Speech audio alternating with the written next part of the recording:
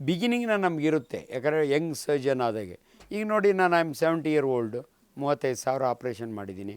So ಈಚೀಚೆಗೆ ನನಗೆ ಯಾವ ಮಾಡಬೇಕು ಯಾವ ಮಾಡಬಾರ್ದು ಏನು ಟೆನ್ಷನ್ ಇಟ್ಕೊಂಡು ಹೆಂಗಿದ್ದಾಗ ಎಲ್ಲದಕ್ಕೂ ಆಪ್ರೇಷನ್ ಮಾಡಬೇಕು ಅನ್ನೋ ಎಂತೂಸಿಯಾಸಮ್ ಇರುತ್ತೆ. ಸೊ ಲೈಫ್ ಸ್ಟೈಲ್ ಅಡ್ಜಸ್ಟ್ ಮಾಡ್ತಾ ಹೋಗ್ತೀವಿ. ತಾಳಪ್ಪ ಇದು ಇಷ್ಟೊಂದು ಟೆನ್ಷನ್ ತೊಗೊಂಡು ಮಾಡೋದು ಬೇಡ ಅನ್ನೋ ರೀತಿಯಲ್ಲಿ. So life style adjustment. ಎರಡನೇದು ನೋಡಿ, ಬೇರೆಯವ್ರಿಗೆಲ್ಲ ಹೇಳ್ತೀವಿ ಬ್ರೇಕ್ಫಾಸ್ಟ್ 8 ಗಂಟೆಗೆ, 8ರಿಂದ 9, ಲಂಚ್ 1ರಿಂದ 2, ಸಾಯಂಕಾಲ 5 ಗಂಟೆಗೆ ಸ್ನ್ಯಾಕ್ಸು, 8 ಗಂಟೆಗೆ ಡಿನ್ನರ್ ಅಂತ ಹೇಳಿರ್ತೀವಿ. ಬಟ್ ನಮಗೆ ಮಾಡೋಕ್ಕಾಗಲಿಲ್ಲ ಅಂದರೆ ನನ್ನ ಜೋಬ್ನಾಗ 2 ಮಾರಿ ಬಿಸ್ಕೆಟ್ ಇರ್ತವೆ.